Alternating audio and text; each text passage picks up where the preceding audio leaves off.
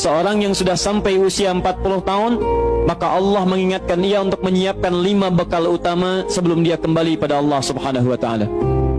Hati-hati yang sudah sampai 40 tahun, jika Anda belum memiliki satu di antara 5 ini, Anda mesti khawatir. Dan ini peringatan dari Al-Quran. Baik, 1. Qala Rabbi awzi'ni an ashkura ni'mataka allati an'amta alayya wa ala walidayya. Amanat pertama, kata Allah, dia mesti memperbanyak doa kepada Allah Subhanahu wa ta'ala agar dibimbing. Banyak doa agar dibimbing mensyukuri nikmat hidup, plus bisa meningkatkan bakti pada orang tua. 1. Rabbi auzi'ni an ashkura ni'mataka allati an'amta alayya wa ala walidayya. Perhatikan baik-baik.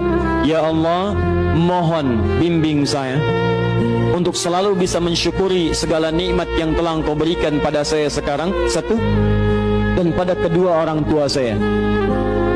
Baik, jadi kalau sudah sampai usia 40 tahun, pertama, Anda memohon doa kepada Allah untuk dibimbing terus bersyukur kepada Allah. Ini yang mau saya tegaskan. Lihat baik-baik. Apa itu syukur? Tidak ada makna lain dari syukur yang tertuang dalam Al-Quran dan hadis kecuali ungkapan kebahagiaan atas nikmat yang Allah berikan kepada kita dengan cara menggunakan nikmat itu sesuai dengan fungsi yang telah Allah tetapkan. Misal, kita akan bersyukur dengan nikmat penglihatan mata. Anda diberikan 40 tahun dalam hidup, mata masih bisa melihat. Bagaimana mensyukuri nikmat mata? Kalau Anda ingin syukuri nikmat mata, maka yang paling singkat, gunakan nikmat mata ini sesuai dengan peruntukan yang telah Allah tetapkan. Fungsi yang telah Allah tetapkan. Apa fungsi mata? Masih ingat? Melihat yang baik-baik. Quran surah ke-24 ayat 30 untuk laki-laki, ayat 31 untuk perempuan. Qul lil mu'minina yaghuddu min absarihim. Katakan pada pria-pria yang merasa punya iman. Dengan iman itu dia yakin dengan akhirat. Wabil akhirati hum yuqinun. Karena yakin dengan akhirat dia sadar akan pulang dan dia tahu nikmat matanya akan ditanya oleh Allah Subhanahu wa taala. Katakan pada pria-pria yang yakin bahwa matanya akan ditanya oleh Allah. Quran surah ke-17 ayat 36. Inna sam'a wal basara wal fuada kullu ulaika kana anhu mas'ula. Setiap pendengaran Anda, penglihatan Anda, plus apa yang Anda pikirkan, satu saat akan ditanya, dipertanggungjawabkan di hadapan Allah Subhanahu wa taala. Karena itu kata Allah, katakan pada orang-orang yang yakin dengan itu semua, ghuddu min absarihim, matanya hanya boleh melihat yang baik-baik saja. Yang tidak baik, palingkan. Ibu juga sama, ayat 31-nya.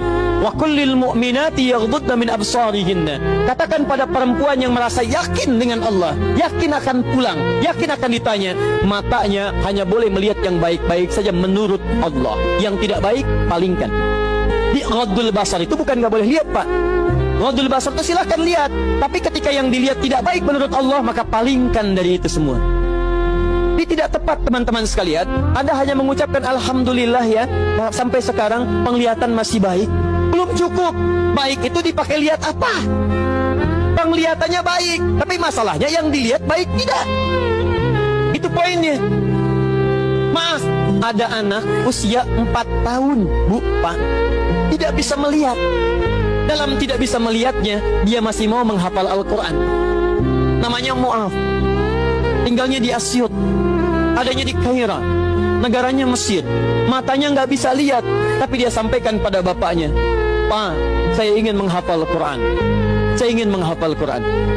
Kata bapaknya, kamu yakin? Saya yakin. Baik, keluarga sederhana, punya cuman motor yang sangat luar biasa tidak bagusnya. Dimodifikasi dashboardnya, menempuh jarak kisaran 20 km. Datang pada syekhnya, bapaknya kemudian membonceng, muadznya di belakang. Teman-teman sekalian, setiap berangkat datang pada syekh, dapat hafalan baru, bapaknya tulis ayatnya, disimpan di dashboardnya. Di jalan lihat ke sini, lihat ke jalan, lihat ke sini, lihat ke jalan. Mu'adz bacakan ayatnya, bapaknya mendengarnya. Secara singkat, tiba-tiba setelah itu fasenya berakhir, jadilah anak ini hafal Quran. Yang ngantar belum hafal Quran, yang diantar nggak bisa lihat hafal Quran. Saking mudahnya Al-Quran, yang nggak bisa lihat bisa hafal Quran. tapi bapaknya dapat pahala dari transferan anaknya. Perhatikan baik-baik. Begitu dibacakan Qurannya, bagus makhrajnya, viral kisahnya. Begitu viral di Timur Tengah, datang reporter mau wawancara. Pertanyaan pertama, kalau Adinda diperkenankan oleh Allah untuk bermohon saat ini, apa yang mau dimohonkan kepada Allah? Reporter ini mengira dia akan meminta doa seperti ibunda Imam Al-Bukhari bermohon kepada Allah supaya Al-Bukhari disembuhkan dari butanya. Bu, Pak, Imam Al-Bukhari itu dulu buta. Butanya permanen. Dilahir 2 tahun ayahnya meninggal, 4 tahun buta permanen. Nanti ada satu kejadian di situ yang dengan kejadian itu ibunya berdoa kepada Allah, anaknya menghafal Quran sampai di surat Qaf ya, ayat ke-22. Anaknya murajaah ayat, ibunya memohon kepada Allah sambil menangis sambil tertidur sampai tertidur. Disitulah kemudian terjadi sesuatu yang luar biasa. Seketika Allah sembuhkan Al-Bukhari kecil, matanya bisa melihat kembali. Karena kajian kita bukan di sini, lain waktu nanti saya terangkan.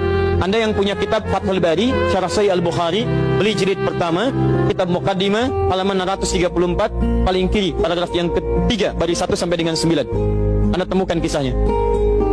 Nah, reporter ini mengira ini Mu'adz akan minta kepada Allah seperti Al-Bukhari kecil memohon kepada Allah, matanya bisa melihat lagi. Ternyata lihat baik-baik. Kalau saya diperkenankan bermohon kepada Allah dan permohonan saya dikabulkan, maka pertama saya akan mohon kepada Allah untuk tetap membutakan mata saya sampai dengan kiamat. Ya Rabb, mohon butakan mata saya sampai kiamat, karena dengan buta mata ini saya bisa menghafal Quran. Saya takut ya Allah, kalau saya melihat lagi, mata saya melihat maksiat dan hilang Quran dari hafalan saya. Anda bisa bayangkan, anak kecil 4 tahun, mata nggak bisa lihat, digunakan menghafal Quran. Dan dia takut kalau melihat matanya dipakai maksiat. Antum dikasih 40 tahun. 40 tahun, lebih daripada 4 tahun, lebih dari 14 tahun. Anda sampai 40 tahun, dipakai mata. Dipakai apa mata Anda sampai dengan hari ini? Berapa maksiat yang telah Anda kumpulkan dari mata Anda itu?